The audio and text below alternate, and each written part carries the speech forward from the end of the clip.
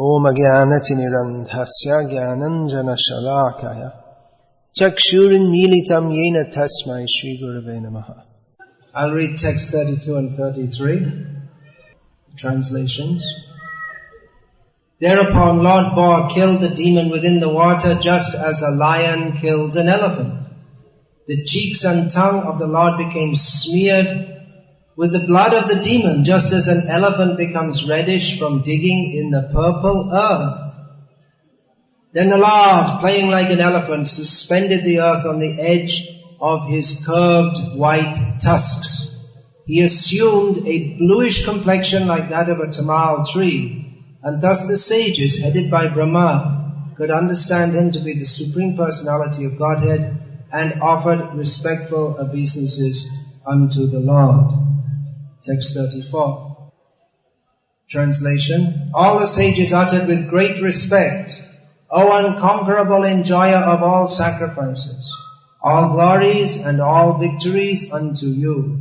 You are moving in your form of the personified Vedas, and in the hair holes of your body the oceans are submerged, for certain reasons, to uplift the earth.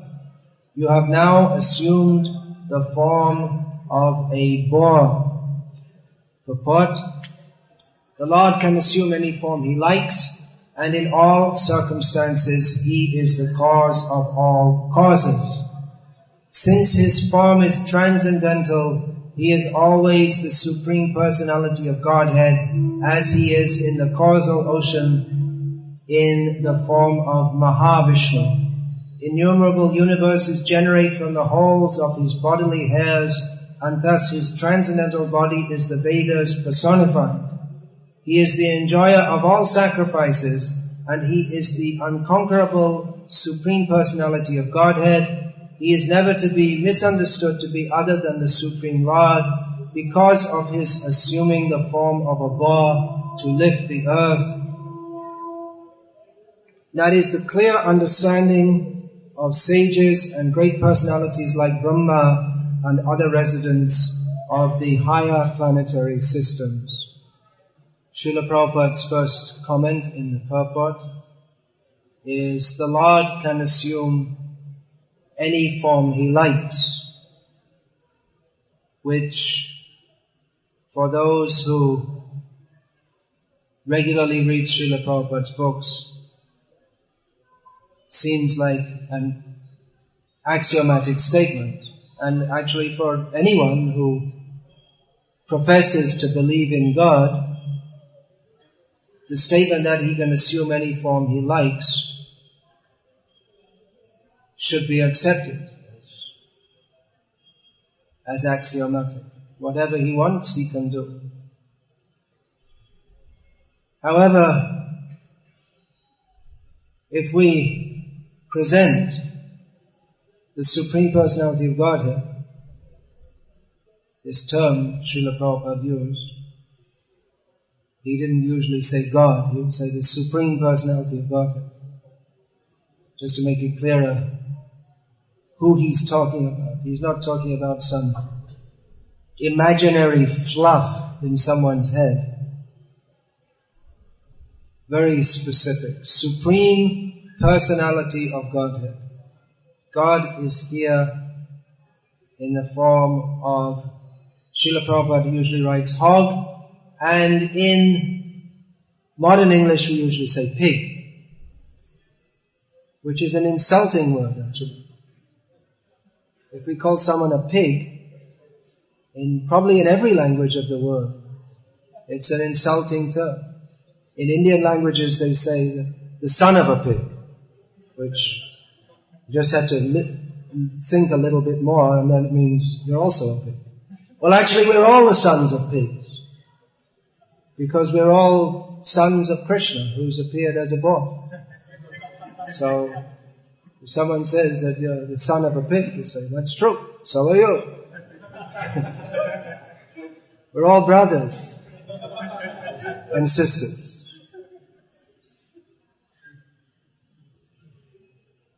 So it seems that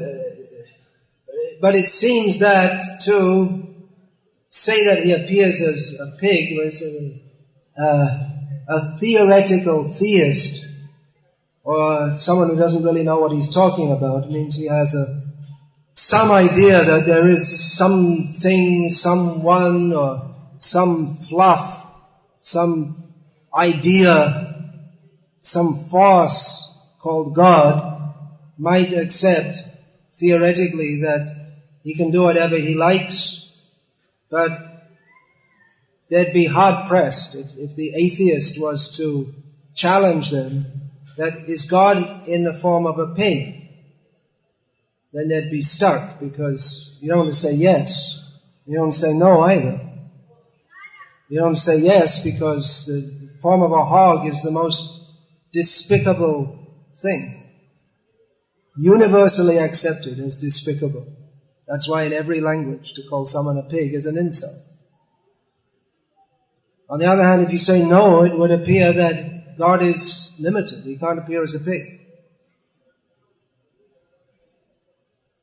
So actually he does. If we go beyond theoretical or logical calculations of what we think God might be, he appears in the form of a hog. And not only in the form of a hog, but in many other forms also. Actually, according to Shukadeva Goswami, the form more abominable than the hog is the fish. When the description of the Matsya avatar was told to Parikshit Maharaj, he appeared to have difficulty accepting that. He didn't question about the form of the Lord as a hog, but when it was described about the form of fish, it was Parikshit Maharaj, who said that the form of a fish is it's the lowest and most abominable. And how could the Lord appear as a fish?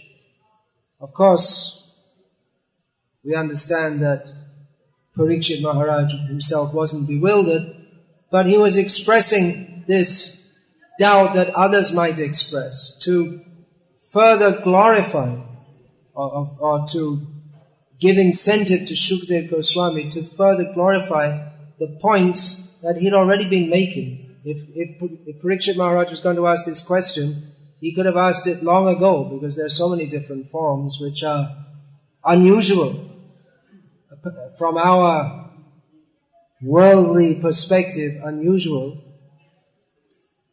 But Shukadeva Goswami reiterated the same point that Lord Krishna himself makes succinctly when he speaks to Arjuna, Ajopi sanavyayatma bhutanam ishvaropi san prakritim swam adhishtaya sambhavami atmamayaya, that his form is, he is.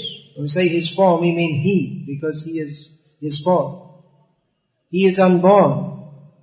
And he is avyayatma. That means his body is not a material. The form of the Supreme Personality of Godhead is not anything material that is subject to decay or destruction. And although he is always the Supreme Personality of Godhead in all circumstances, nevertheless, he appears within this world out of his own mercy, out of his own desire. So this point is reiterated again and again throughout the Srimad Bhagavatam, even in the 10th canto, in the descriptions of Krishna in his most intimate pastimes.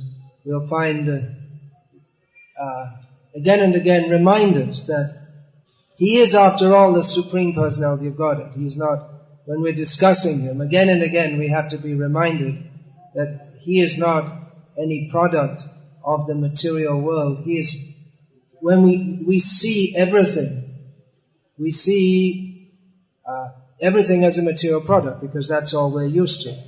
But the Supreme Personality of Godhead, although appearing within this world, is always transcendental to it. And even though people may have difficulty accepting that he may appear as a hog, he does. And we know that because Vyasadeva says so. it's stated in Shastra. There's no other way to understand that. There's no logical way to understand it. We may logically conclude that there should be some reason behind it, there should be some purpose behind this creation or behind this place we find ourselves in. There should be a creator, there should be a maintainer, so there should be God. Logically we can accept that there is a God, at least at the level of being the creator and supervisor of the material world. But who He is, how He exists, that we cannot get information of simply by logic. Just like if we come to a country or we come to a city, we see that everything is going on as expected. There's traffic lights, shops, and people moving around in a fairly orderly way. Then it is logical to assume. We don't even really do any we don't really even think about it. We just accept it as a given that there's some kind of administration in this city.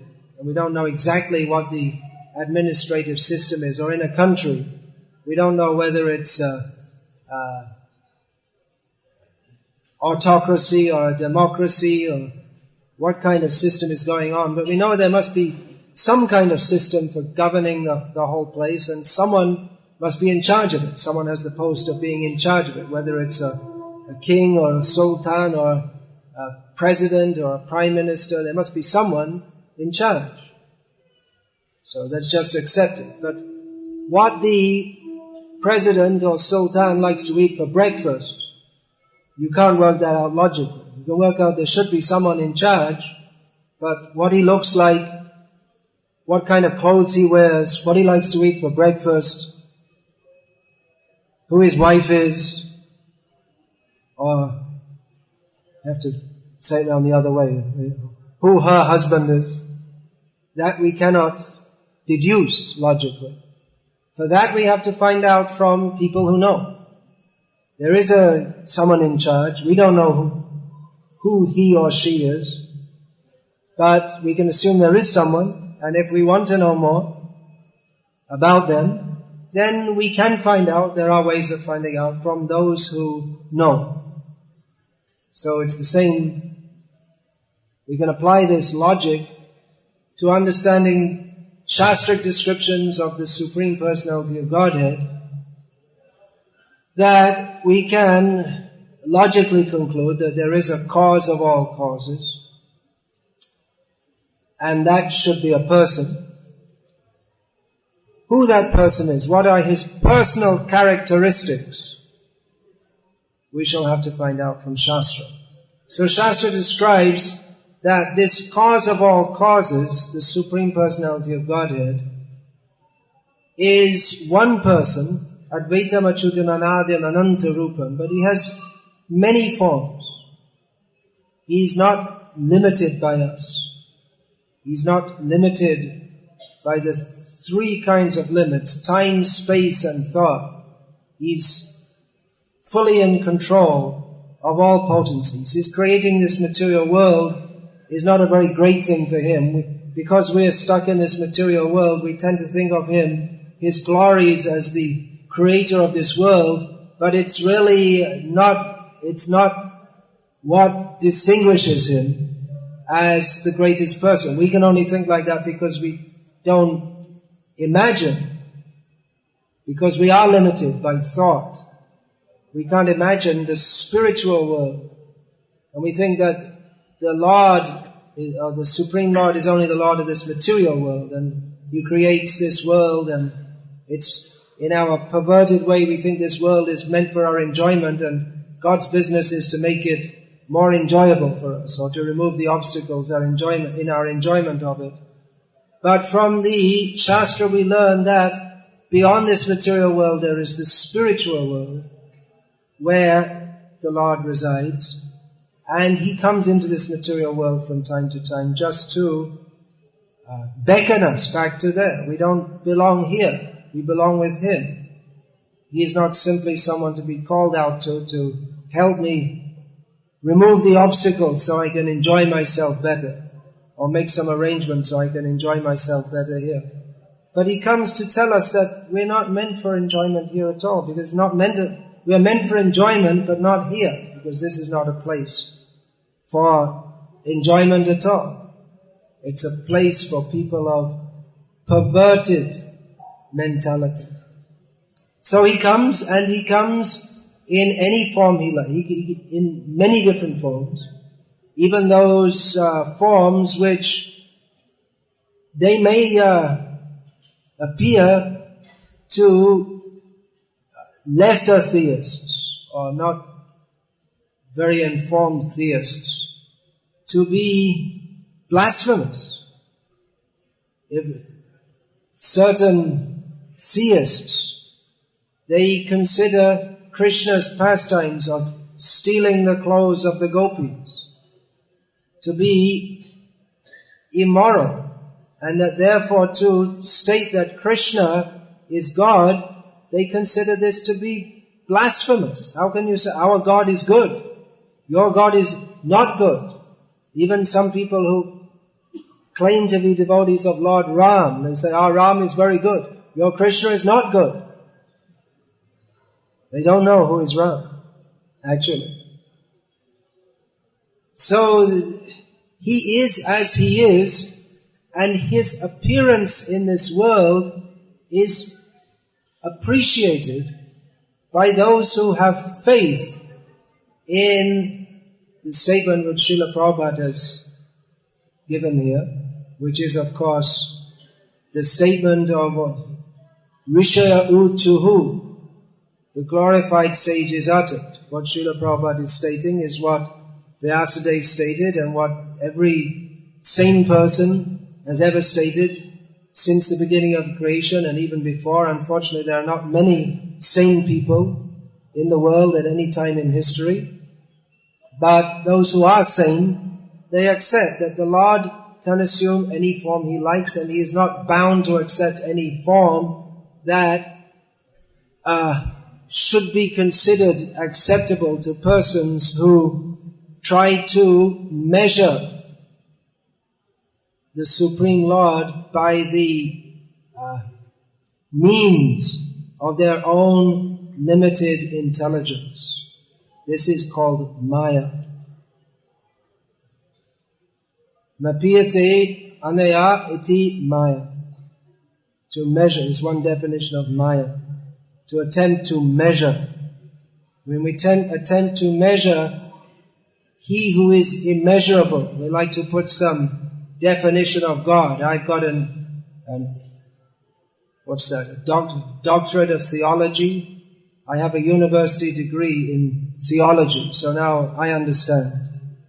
I understand about God. But here we have Lord Brahma is mentioned in this purport. The clear understanding of sages and great personalities like Brahma and other residents of the higher planetary systems. So Brahma, he's mentioned here, Rishya Uchuhu. He's also a rishi. He's a great demigod.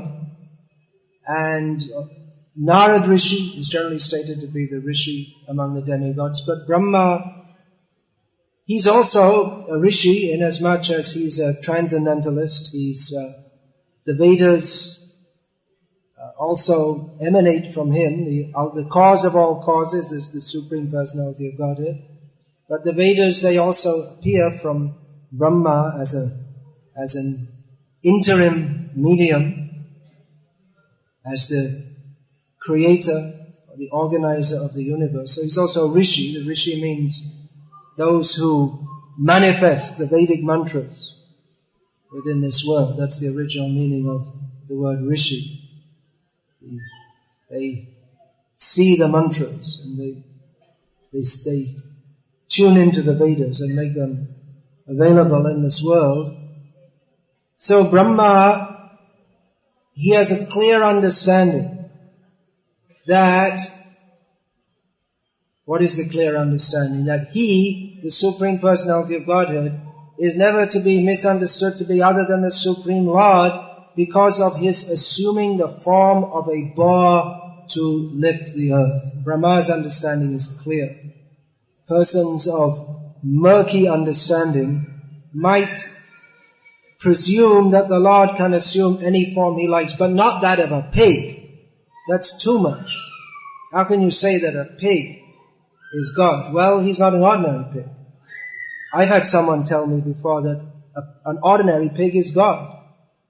This is the problem when you try to take the statements of Shastra out of context. The Lord can assume any form he likes, but we have to know which forms he assumes according to Shastra. And it doesn't mean that any pig is God. I had this experience many years ago on a street in Patna, in Bihar, in India, where I was speaking to some young men and telling them that Krishna is the Supreme Personality of Godhead. And one man came up and listened to what we were saying, and he listened for a short time, and then he butted in, protesting that how can you say Krishna is the Supreme? Everything is Supreme. Why only Krishna? Why are you promoting Krishna? He was an envious rascal, if you didn't understand that already. So, foolishly, I tried to reason with him a little bit, although it should have been obvious from the beginning that he wasn't a person to be reasoned with. But as is often the case in arguing with unreasonable people, you take their proposition to the extreme, give an extreme example of it to show its foolishness. So it happened that there were some pigs running around on the street, which you won't see in the Western countries, but it's still quite common in India, not in the biggest cities. So I said to him that, well, do you accept the pig? He was adamant that Krishna shouldn't be worshipped as God, but everything should be worshipped as God. So I said, well, do you accept the pig as God? Yes. So there you are. Well, I took it a little further and said, well, would you be willing to take the pig stool home and worship it at home? He said, yes. He didn't want us to worship Krishna, but he was willing to worship the pig stool, so he said, to demonstrate his pantheistic belief that everything is God. So, sometimes people say we shouldn't use these words, fool and rascal, but what other words can apply to such a person? So Brahma, he's not such a fool or a rascal, obviously, or else he wouldn't be Brahma. So he understands that this is the Supreme Personality of Godhead. Keshava Dhrita Shukararupa Jaya Jagadishahara. He is the Keshav, the Supreme Personality of Godhead. The same Keshav, Keshav means the Lord of Brahma and Shiva. That is one meaning of the word Keshav. That same Keshav is appearing in the form of a hog, but it doesn't mean that every hog is God, and it doesn't mean that because the hog is so much condemned and abominable that Muslims won't even eat the flesh of a hog. So it's so much, even they're meat eaters, but they won't eat the flesh of a hog. There's so much condemned. But Brahma, he understands that, he has a clear understanding that this form is the fully worshipable personality of Godhead, who is his father, the father of Brahma. He is born from the lotus flower, which comes from the navel of Mahavishnu. That same Varaha Rupa is the origin of all the universes from his hair holes, not in this form. From his hair holes all the universes emanate, not in this form, but this form is non-different from Mahavishnu. So when the Rishis say that the Supreme Lord, Varahadev, all the universes emanate from his body, from the hair holes of his body, it's completely true. Because even though they don't emanate from this particular form is non-different from the form of Mahavishnu, from whom all the universes emanate. So Brahma has a clear understanding of this point, although some aspects of Krishna are simply bewildering to him. He clearly understands the point that the Supreme Lord can assume any form he likes. He clearly understands that this form of the boar is none other than the Supreme Lord, but still he is bewildered sometimes. Muhyanti yat suryaha.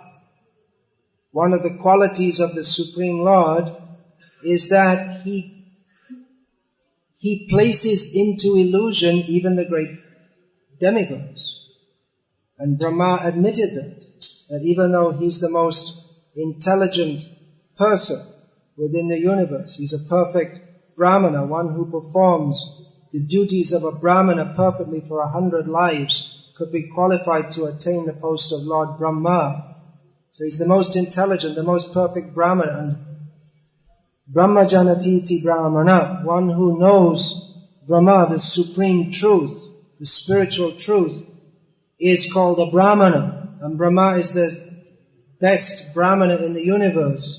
So he understands the position of the Supreme Lord. But he himself, upon seeing Krishna's pastimes, admitted this Jananta eva janantu kimba hutya name prabhu manasa vachasa. What is that? Manasa vachasa. How does it go? Vakya. And I forgot the last line. That some people may say, I understand Krishna. So Brahma says that, alright, let them say it. Maybe they do.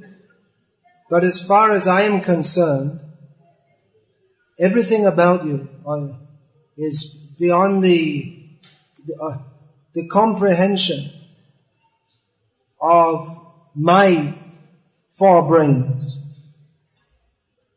I don't understand. I cannot, of course, in the same prayers, Brahma offered so many statements, philosophical statements, demonstrating that he does understand so much about Krishna. Many of his statements, they are essential statements of the Bhagavatam for understanding the position of Krishna.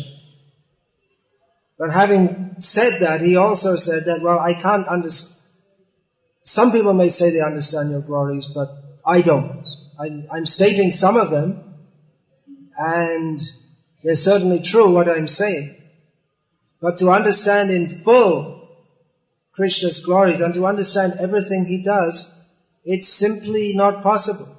So it may be very difficult for us to understand why has he appeared as in the form of a pig. Well, the reason is given here very simply, to lift up the earth. It's a very suitable form to lift up the earth. Of course, he can do it. He doesn't need to assume the form of a boar to do so. He can just lift it up by his own wish, or he could have prevented it falling in the first place. But this is his leela, this is his pastime. He enjoys that. You say, well, how can you enjoy, what's enjoyable in the form of a pig? And that's just the point, that a pig form is in this material world, it's the perverted reflection, full of suffering, of the original form of the pig, which is full of bliss and very beautiful. Pig is not beautiful. If we say to someone, you look as beautiful as a pig, it's an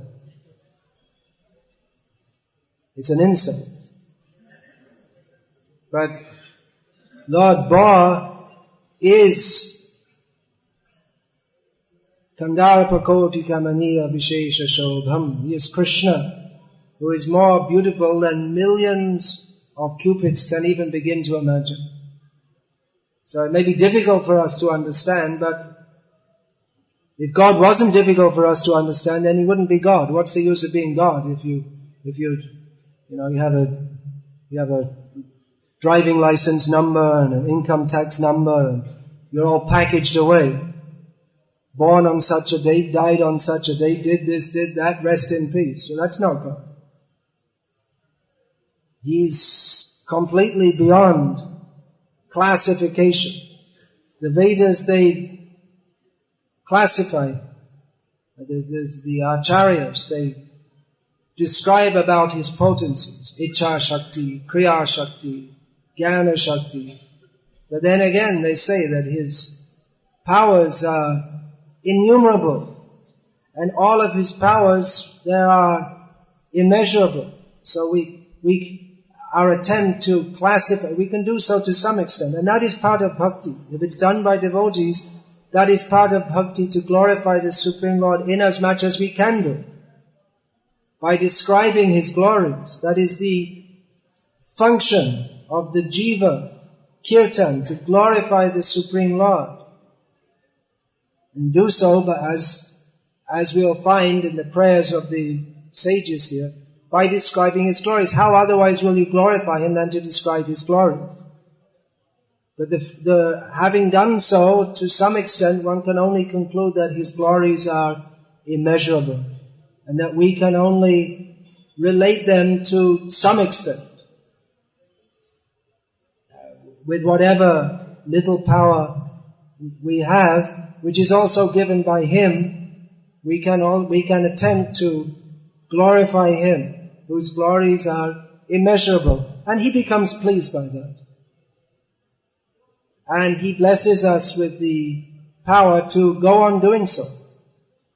So the rishis are glorifying Lord Varaha, and we may also do.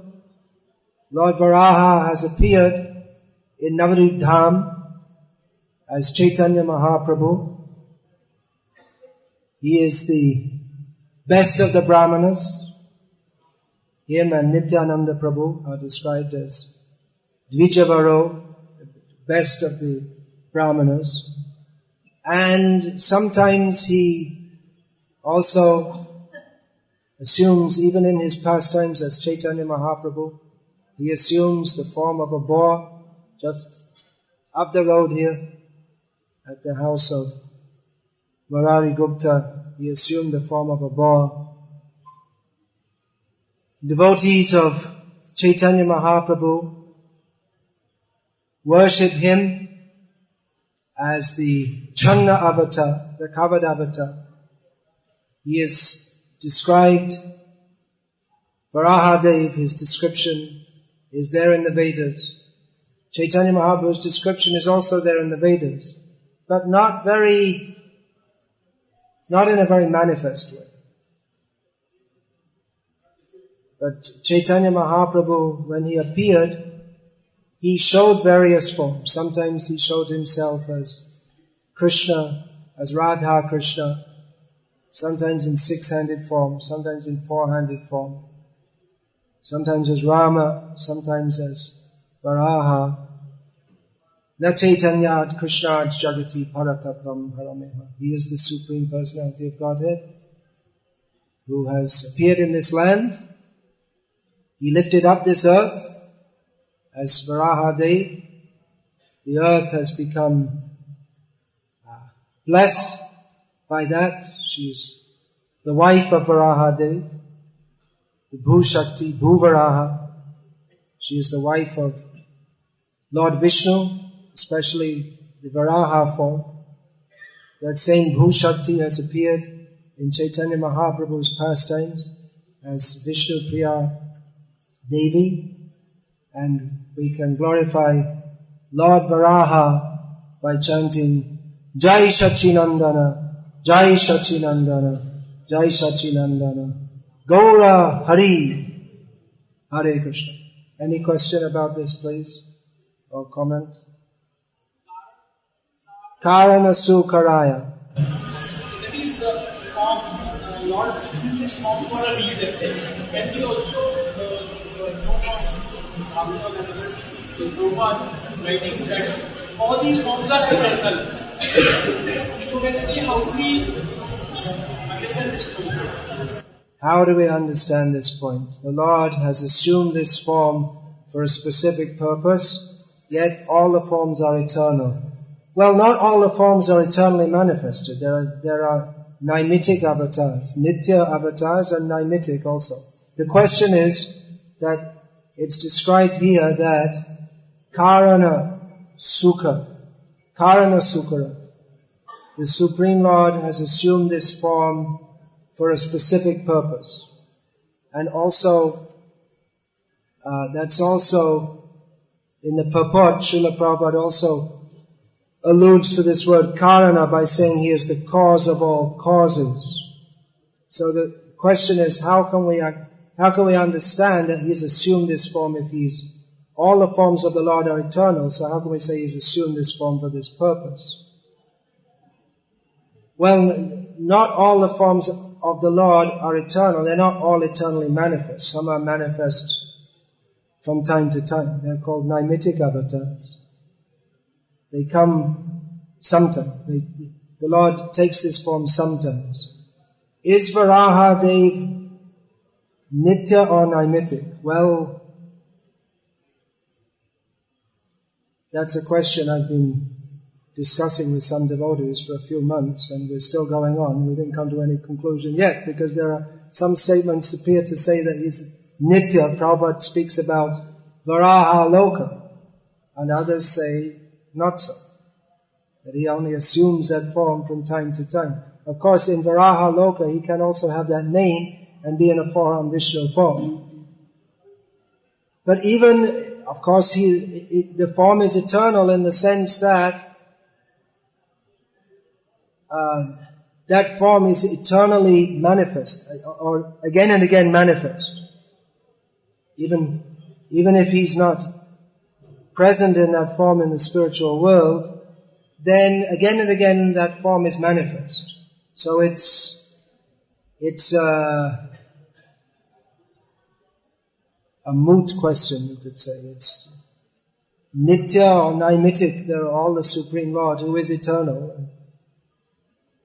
It's only a matter of classification, that we say one form is eternal and the other isn't. Is there any other question or comment? Yeah, please. These forms of the Lord that are present in the material world when it's manifest, He's always been in the material world from time to time. Yeah. But it's necessarily true that there will always be from time to time in the material world. Is it always true that there will always be a material world from time to time? Seems like that. We got the mic. From time to time, the mic turns up. Doesn't mean it doesn't exist because it's not there. Yes, Srila Prabhupada, when he was questioned about this, he said that yes, there will always be some jivas who misuse their independence. So, it's always going to be there. Yeah, can we pass the mic over to Vasudev?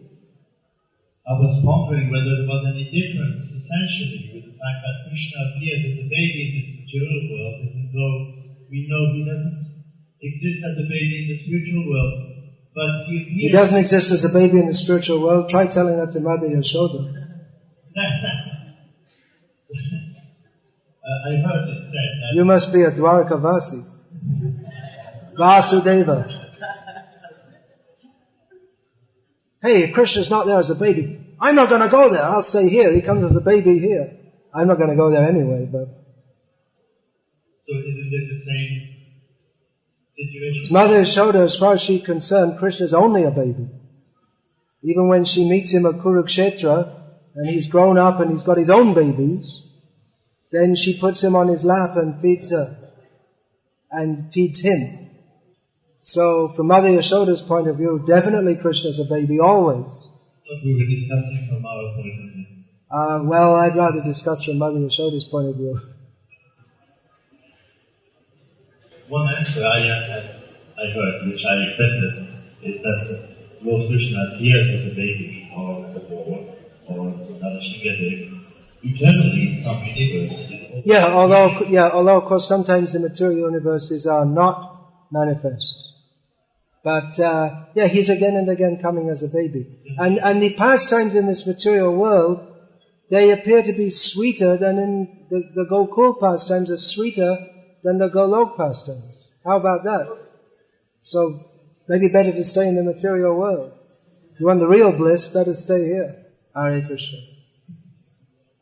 Maharaj, another question. You then take our unique one-size form that nobody is confused. Is it a pig or is it a Nrsimhadev? Or then for every living being here in the material world, it would be really clear. Oh, here God. Then people are not disturbed about it. So many different forms and so many religions that emanate of these different forms. Why did it take Why not one form so everyone can be clear about it? Even if there was, it doesn't mean that everyone would accept it and everyone be clear. The unclearness doesn't come from the Lord assuming many forms. It comes from our rascaldom in not accepting that He is unlimited and He has many forms. The unclearness is nothing to do with His innate nature, it's due to our perverted nature. So even if you did put Him in a box, wrap Him up, put a stamp on Him, and say this is God, only this, nothing else, and still people wouldn't accept it. They'd say, well, if He's God, why doesn't He come in many forms? Better that He should have many forms, and there'll be different kinds of forms that different people could accept, and then we wouldn't argue over